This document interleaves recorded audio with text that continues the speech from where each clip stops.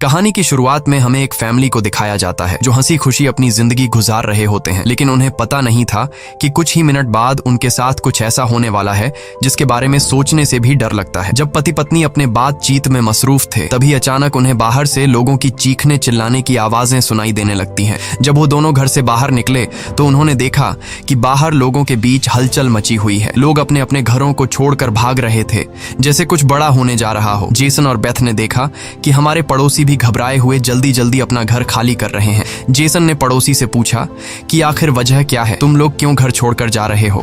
लेकिन वो लोग इतने जल्दी में थे कि उन्होंने जेसन की बात का कोई जवाब नहीं दिया। वहीं उन्होंने देखा कि पड़ोसी का बेटा भी अपना सामान पैक कर रहा है। जेसन ने जब उस बच्चे से पूछा कि तुम लोग कहाँ जा रहे हो, तो उस बच्चे ने जवाब दिया कि मेरे पापा का एक दोस्त गवर्नमेंट ऑफिसर है। उन्होंने कहा कि एक बहुत ही जहरीला वायरस फैल चुका है जो एक नॉर्मल इंसान को मॉन्स्टर में बदल देता है। लेकिन तभी वहाँ उस बच्चे की माँ आ गई और उसे पकड़कर वहाँ से ले जाने लगी। जेसन ने उससे पूछा कि आखिर ये बच्चा किस वायरस की बात कर रहा है, जिस पर इस बच्चे की माँ ने कहा कि अभी बताने का वक्त नहीं है, अपनी वाइफ और बेटी को लो और इस शहर से जितना हो सके दूर निकल जाओ। ये सुनकर जेसन और बेथ बहुत ज्यादा घबरा गए। उसके बाद जेसन बिना सोचे समझे अपनी फैमिली को गाड़ी में बिठाकर शहर से बाहर ले जाने लगता है। मगर रास्ते में उन्होंने देखा कि जो पड़ोसी भाग रहे थे वो वापस लौट रहे हैं। ये देखकर उन्हें और भी अजीब लगने लगा। आगे जाकर ये लोग ट्रैफिक में फंस जाते हैं। जब जेसन और उसकी फैमिली गाड़ी से बाहर उतरे तो उन्होंने देखा कि शहर से बाहर निकलने वाला अकेला रास्ता पुलिस ने बंद कर दिया है। आसमान में यहाँ वहाँ हेलीकॉप्टर्स पहरा देने लगे। लोगों को बताया जाने लगा कि शहर में एक जहरीला वायरस फैल गया है और तुम लोगों को जल्दी से घर वापस लौटना चाहिए। ये बात सुनकर जेसन को कुछ अजीब लगा कि जब शहर में वायरस फैल गया है तो लोगों को शहर से बाहर निकालने के बजाय उन्हें शहर में ही क्यों रहने को कहा जा रहा है। तभी अचानक पास की पहाड़ से एक बड़ा सा पत्थर उनके कार पर आ गिरा। ये देखकर वो लोग बहुत ज्यादा घबरा गए। पहाड़ हिलने लगा। तभी उस पहाड़ के पीछे से दो मिलिट्री के फाइटर जेट्स निकलकर शहर की तरफ बढ़े। वो दो फाइटर जेट्स पूरे शहर पर बमों की बारिश करने लगे, जिससे पूरा शहर राख में बदल गया। जेसन की वाइफ बेथ को फौरन समझ आ गया कि अगर वो पुलिस की बात मानकर घर लौट जाते तो उनका अंजाम बहुत बुरा होने वाला था। उसके बाद वो फाइटर जेट्स सड़क पर मौजूद लोगों की तरफ बढ़ने लगे। ये देखकर सभी लोगों में हलचल मच गई। अब सबको समझ आया कि गवर्नमेंट उन्हें मारना चाहती है। सभी अपनी जान बचाने के लिए यहाँ वहाँ भागने लगे, पर जेसन और बेथ को समझ आया कि वो कहीं भी भाग लें, वो फाइटर जेट्स उन्हें मारकर ही रहेंगे। तभी बेथ ने पीछे मुड़कर पहाड़ पर एक स्कूल देखा और उसे लगा कि बचने के लिए वो जगह बेहतर रहेगी। जिसके बाद जेसन बेथ और जोई को लेकर स्कूल की तरफ पहाड़ पर चढ़ने लगे। पीछे ब्रिज पर मौजूद लोगों पर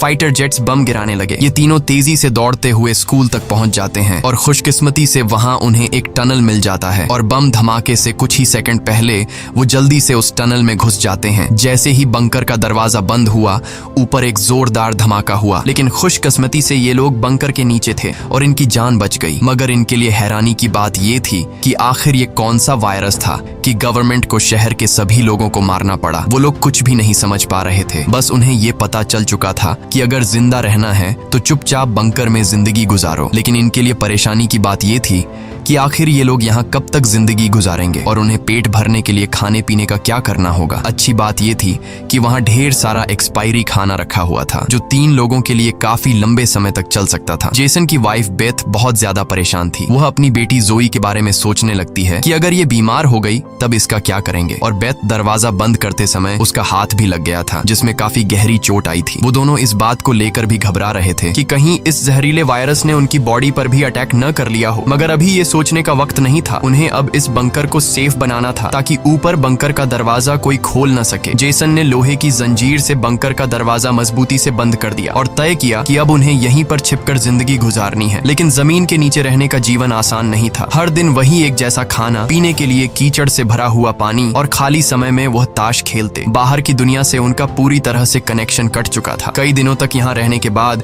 वो लोग बहुत ज्यादा इस बंकर में तंग हो चुके थे। लेकिन वो क्या करते? अगर ऊपर जाते तो उनकी जान नहीं बच पाती। इस जीवन ने जेसन के परिवार को मानो इस दुनिया के अंत का एहसास दिलाया। जोई ने अपने पापा से पूछा, पापा हम यहाँ कब तक रहेंगे? जेसन के पास इस बात का कोई जवाब नहीं था। उसने अपनी बेटी से बस यही कहा, जब बाहर वायरस चला जाएगा तभी हम बाहर जाएंगे। वो अपनी बेटी की आंखों पर उंगलियां रखकर बाहर की दुनिया उससे इमेजिन करवाता है। इस तरह से दिन गुजरते गए और फिर महीने। उन्हें नहीं पता था कि बाहर निकलने के इंतजार में उन्हें यहाँ इस बंकर में 300 से भी ज्यादा दिन गुजर चुके हैं। जोई अपनी माँ की बनाई हुई पेरिस्कोप से बाहर की दुनिया को देखती है है। बाहर चारों ओर बस तबाही का मंजर नजर आ रहा था, जैसे ये पूरी दुनिया जलकर राख हो गई हो। वहाँ किसी भी इंसान का नामो निशान तक नहीं था। ये सब देखकर उस छोटी बच्ची को लगने लगा कि शायद हम इस दुनिया के आखिरी बचे हुए लोग हैं। माँ ने उसे दिलासा दिया कि तुम ऐसा मत सोचो, शायद तुम्हारे दोस्त भी हमारी तरह कहीं छुपे हुए हों। अब रात हो चुकी थी और डिनर का समय हो चुका था। उनके पास अब खाना भी कम बचा हुआ था, इसीलिए वो तीनों थोड़ा सा खाना खाकर काम चला रहे थे। लेकिन आज जोए की जिद पर उसे पूरा एक कैन का डिब्बा दिया गया। जोए ने जब टिन का डिब्बा खोला तो उसने देखा कि टिन का डिब्बा अंदर से खाली है। इस डिब्बे के पीछे की तरफ एक छोटा सा छेद था, शायद कोई चीज इसमें से खाना चुरा गई थी। बेथ ने सारी बची हुई डिब्बों की जांच की तो पता लगा कि पूरे 12 डिब्बे खाली थे। ये देखकर वो बहुत ज्यादा परेशान हुए, क्योंकि ये तो उनके 2 हफ्तों का राशन था। बेथ ने वेंटिलेशन जाली की तरफ देखा और अंदाजा लगाया कि शायद कोई चूहा अंदर आकर खाना ले गया। बेथ ने कहा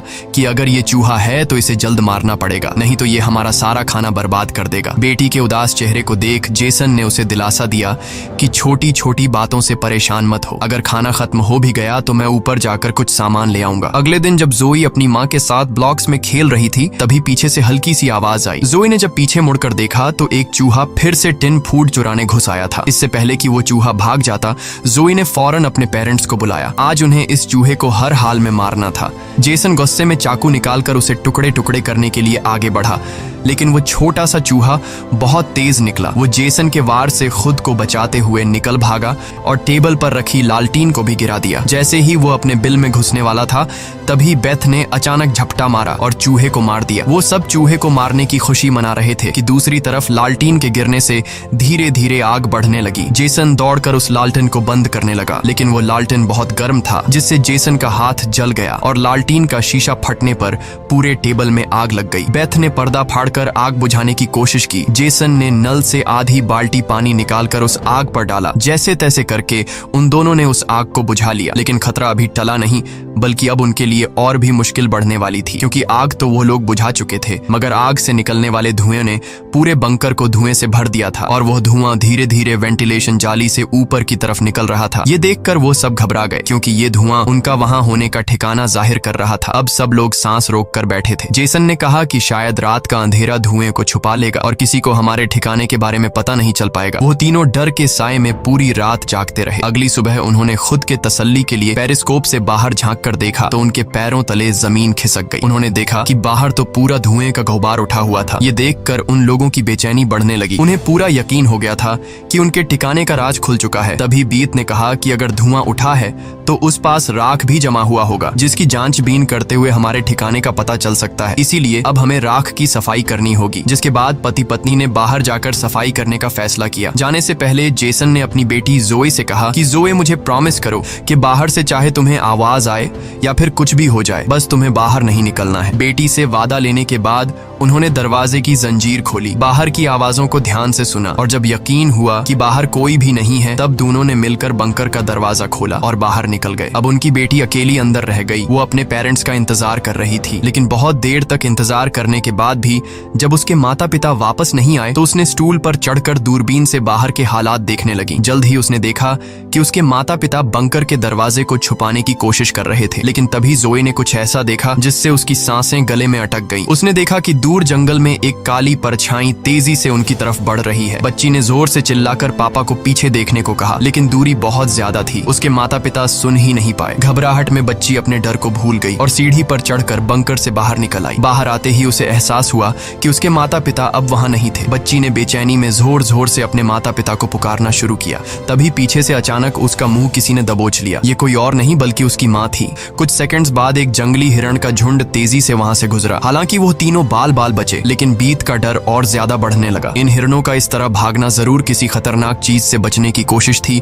सबको खतरे का अंदाजा हुआ और वो तेजी से वापस बंकर की तरफ भागे और बंकर के अंदर घुस गए। जेसन ने लकड़ी की पट्टियों से बंकर का दरवाजा बंद किया और लोहे की जंजीर से उसे कसकर बांध लिया और सबको बिल्कुल खामोश रहने का कहा। तभी उन्होंने ऊपर से कदमों की धीमी आहट सुनी। ऐसा लग रहा था कि जैसे कोई बंकर के दरवाजे की तरफ आ रहा हो। वो कई मिनटों तक लगातार बंकर के ऊपर इधर उधर घूम रहा था। ये तीनों आहिस्ता कदमों से बंकर के दरवाजे से हटकर आगे की तरफ जाने लगे और शायद अब तक ऊपर जो भी था उसे भनक नहीं लगी थी कि नीचे बंकर में कोई है। डर के मारे जोए रोने लगी। बीत उसे चुप कराती है और कहती है कि अगर आवाज बाहर तक गई तो सब खत्म हो जाए। जाएगा। वो तीनों धीरे धीरे बंकर के दरवाजे से काफी आगे बढ़ चुके थे। वो बंकर के दरवाजे से इसलिए आगे बढ़ रहे थे कि अगर कोई ऊपर से बंकर का दरवाजा खोल भी दे तो नीचे उसे हम नजर नहीं आए। लेकिन तभी जोई ने जो गुड़िया हाथ में उठाई थी उसकी रस्सी एक स्क्रू में फंस गई। वह स्क्रू धीरे धीरे ढीला होने लगा। ये देखकर जेसन और बीत की सांसें अटक गई, क्योंकि वह रस्सी गुड़िया में लगी आवाज के स्विच से जुड़ी थी। इससे पहले कि वह कुछ कर पाते, वह स्क्रू एक झटके से निकल गया और उसी पल तेजी से गुड़िया के अंदर से आवाजें आने लगी। जेसन ने फौरन उस गुड़िया को चीर डाला और उसके अंदर स्पीकर को तोड़ दिया। लेकिन अब बहुत देर हो चुकी थी। ऊपर जो चीज उनका पीछा कर रही थी उससे उनकी भनक लग चुकी थी। अचानक ऊपर से जोर की टक्कर की आवाज आई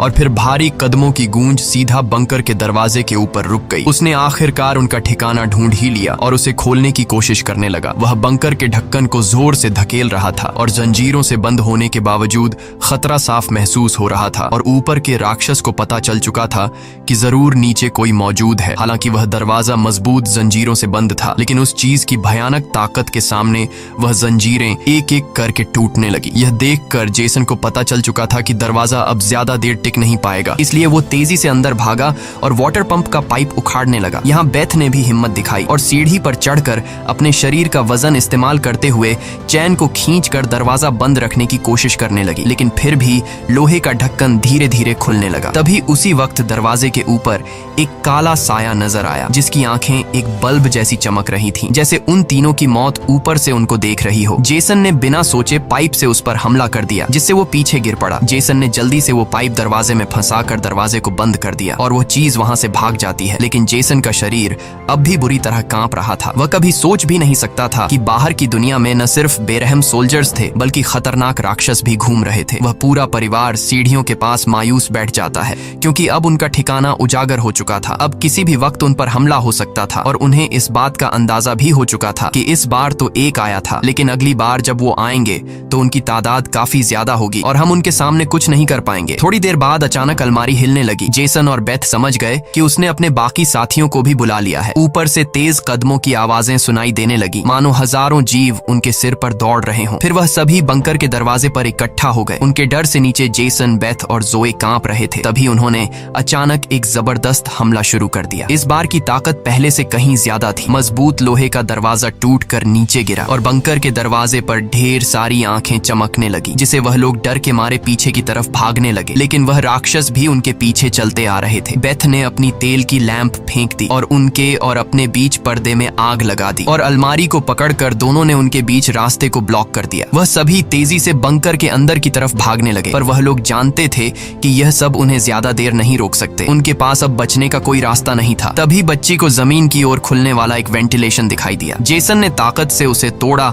और पूरी जान लगाकर अपनी पत्नी और बेटी को बाहर की ओर धकेल दिया। लेकिन जब खुद बाहर निकलने की कोशिश की तो तंग जगह के कारण वह अटक गया। दूसरी तरफ राक्षस उसकी ओर बढ़ रहे थे। अब जैसे तैसे करके जेसन को यहाँ से निकलना था। उसे कोई दूसरा रास्ता नजर नहीं आया, इसलिए उसने अपने कंधे की हड्डी तोड़ डाली, जिससे वह दर्द से चीखने लगा। पर जल्दी से वह खुद को संभालकर वेंटिलेशन में घुस गया। बेथ बिना समय गवाए पूरी ताकत से जेसन को बाहर खींचने लगी। जेसन जैसे ही बाहर निकलने ही वाला था, तभी एक विशाल जीवी ने आकर जेसन के पैर को पकड़ लिया। जेसन समझ गया कि अब उसका बच पाना नामुमकिन है। अब भाग निकलने की कोई उम्मीद नहीं थी। जेसन ने अपनी पत्नी से आंखें मिलाते हुए कहा कि जो भी हो जाए जोए को कुछ नहीं होने देना, और अगले ही पल वह राक्षस उसे बंकर में खींच लेता है। लेकिन जेसन बंकर में राक्षस से डरने के बजाय उनसे कहता है कि आओ देखता हूँ तुम में कितना दम है। बेथ और जोए ने जब नीचे देखा तो बंकर में से तेज चीखने की आवाजें आ रही थीं। बेथ समझ गई कि उसका पति उन्हें भागने का समय देने के लिए लड़ रहा है। वह दर्द में भी अपनी बेटी को लेकर वहां से निकल पड़ी और राक्षस से बचते हुए वह काफी दूर आए। लेकिन भागते भागते उन्हें कुछ अजीब महसूस हुआ। उन्होंने देखा कि जो हाईवे बाहर की दुनिया तक खुलता था, अब वहां ऊंची दीवार खड़ी थी, यानी अब इस शहर से कोई भी बाहर नहीं निकल सकता है। तभी वहां हेलीकॉप्टर दूर से उड़ता हुआ आया। जब बेथ ने पीछे मुड़कर देखा तो वह एक आर्मी हेलीकॉप्टर था। वह हेलीकॉप्टर तेजी से उनके पास आकर उन पर अपनी तेज स्पॉटलाइट चमकाई। ये दोनों जैसे ही वहां से भागने वाले थे, तभी ऊपर से उन पर एक बड़ा जाल आ गिरा, जिसमें ये दोनों फंस गए। वह दोनों हर एक संभव तरीके से जाल से खुद को छुड़ाने की कोशिश करने लगी, लेकिन जाल ने इन दोनों को बुरी तरह से जकड़ लिया था। बेथ ने जाल की जाली के बीच से देखा कि कुछ हरी आंखों वाले काले साए उनके पास आ रहे हैं। तभी यहाँ हमें कहानी का असल राज मालूम हुआ। ये जो बंदूक थामे पीली आंखों वाले लोग, जिसे हम राक्षस समझ रहे थे, ये असल में कोई एलियन या फिर वायरस से इन्फेक्टेड लोग नहीं थे, बल्कि ये तो मिलिट्री के सोल्जर्स थे जो गैस मास्क और नाइट विजन ग्लासेस लगाए हुए थे, वही आंखें जिसकी पीली चमक उन्हें किसी दूसरी दुनिया का दिखा रही थी। लेकिन सवाल आता है कि आखिर आर्मी वाले इन लोगों के जान के दुश्मन क्यों बने हुए थे। ये सारा राज आपको आगे की थोड़ी सी बची हुई स्टोरी में मालूम पड़ जाएगा। अब बेथ और जोए दोनों इन सोल्जर्स के कंट्रोल में थे। इनमें से एक सोल्जर ने एक बड़ी सी इंजेक्शन निकाली और दोनों के गले में बारी बारी से चुभा दी। जब इनके ब्लड को टेस्ट किया गया तो पता लगा कि ये दोनों भी जहरीले वायरस से इन्फेक्टेड हैं, जिसका मतलब कि ये दोनों इस धरती के लिए एक खतरा हैं, यानी अब इन्हें मार दिया जाएगा। असल में जब वायरस पहली बार फैला था तभी इस छोटे से शहर के कई लोग इसकी चपेट में आ चुके थे। ये वायरस हवा से फैलता था और ये वायरस एक इंसान से दूसरे इंसान को बहुत ही जल्दी लग जाता। इन्फेक्टेड लोग खुद भी नहीं जानते थे कि वो बीमार हैं और गवर्नमेंट के पास इस वायरस को रोकने का कोई एंटीडोट नहीं था। इन्फेक्टेड लोगों को मारने के अलावा गवर्नमेंट के पास दूसरा कोई रास्ता नहीं था। बेथ रो रो कर कहती है कि प्लीज मेरी बच्ची को जाने दो। जब बेथ ने देखा कि ये सोल्जर्स उसकी छोटी बेटी को भी नहीं छोड़ने वाले तो वो पूरी तरह गुस्से में आ गई। उसके चेहरे पर काले निशान उभरने लगे, लेकिन इससे पहले कि वो कुछ कर पाती एक सोल्जर की गर्दन से खून का फव्वारा फूट पड़ा। वो कोई और नहीं बल्कि मौत से लौट कर आया जेसन था। दरअसल बंकर में जेसन मरा नहीं बल्कि वहां वो खुद पर कंट्रोल खोकर वहां सभी सोल्जर्स को मार डाला। उस वक्त वो बहुत ज्यादा गुस्से में था। चेहरे पर काले निशान और आंखें गुस्से से लाल थीं और उसके जिस्म की ताकत कई गुना बढ़ चुकी थी और साफ दिख रहा था कि वो अब पहले वाला जेसन नहीं बल्कि वह एक अलग रूप में दिखाई दे रहा था। वो सोल्जर्स पर झपट झपट कर उन्हें मारने लगा, लेकिन वह गर्म हथियारों की गोलियों को नहीं रोक पाया और जमीन पर गिर गया। जब वो सोल्जर बेथ और जोई की तरफ बढ़े तो वह दोनों जाल तोड़कर भाग चुकी थीं। सोल्जर्स उन्हें यहाँ वहां ढूंढने लगे, लेकिन उन्हें ये अंदाजा नहीं था कि बेथ भी एक राक्षसी रूप में बदल चुकी थी। उसने जोई को एक कार के अंदर छुपा दिया और खुद उन सोल्जर्स से लड़ने लगी। उसने कई सोल्जर्स को मार गिराया और फिर खुद भी गोली लगने से कार की छत पर गिर पड़ी। अंधेरे में छुपी उसकी बेटी ने यह सब देख लिया। अपने माता पिता की हालत देखकर वह भी गुस्से में आकर अपना आपा खो बैठी। एक छलांग में उसने एक सोल्जर को गिराकर उसका मास्क तोड़ दिया और उसे मारने ही वाली थी कि बेथ ने समय रहते उसे रोक दिया। वो नहीं चाहती थी कि उसकी बेटी भी एक दरिंदा बन जाए। बेथ ने उसे शांत किया। धीरे धीरे लड़की की नसों की हरियाली गायब हो गई और वो फिर से इंसान में बदल गई। लेकिन सोल्जर की किस्मत इतनी अच्छी नहीं थी। उसका सेफ्टी मास्क टूट चुका था और वो धीरे धीरे वायरस से इन्फेक्टेड हो गया। दूसरी तरफ जेसन की हालत बहुत गंभीर थी। उसने बेटी के चेहरे को देखकर अपने हाथ की 2 उंगलियां उसकी आंखों से फेरी और जेसन ने हमेशा के लिए आंखें बंद कर लीं। उसी वक्त एक और हेलीकॉप्टर आ गया। बेथ अपनी बेटी को लेकर भागी। कबाड़ के ढेर से गुजरते हुए वो एक सुरंग में घुस गए। तभी वहां एक रोशनी उनकी आंखों पर पड़ी। देखने पर पता चला कि सामने वही पड़ोस का छोटा लड़का था जिसे हमने कहानी की शुरुआत में देखा था। फिर ये दोनों उसके पीछे चल पड़े। वो लड़का उन्हें एक गुफा जैसी टनल में ले पहुंचा जहां उस लड़के के माता पिता और भी कई सारे लोग छुपे हुए थे। असल में वहां उनके जैसे ही वायरस से इन्फेक्टेड लोग थे। जिंदा रहने के लिए वो सभी अंधेरे में चूहे जैसी जिंदगी गुजारने पर मजबूर थे। ये वायरस खतरनाक जरूर था लेकिन जानलेवा नहीं। ये वायरस इन्फेक्टेड इंसान के जिस्म पर तब ज्यादा जोर करता जब वो डर जाता या फिर गुस्से पर काबू नहीं रख पाता। लेकिन असल में उन लोगों ने खुद पर काबू पाना सीख लिया था। वो लोग शहर के सोल्जर्स को राक्षस समझते थे लेकिन असल में वो खुद राक्षस थे। इसी के साथ ये कहानी खत्म हो जाती है। अगर वीडियो आपको अच्छी लगी हो तो हमारे चैनल को सब्सक्राइब और वीडियो को लाइक जरूर कीजिएगा।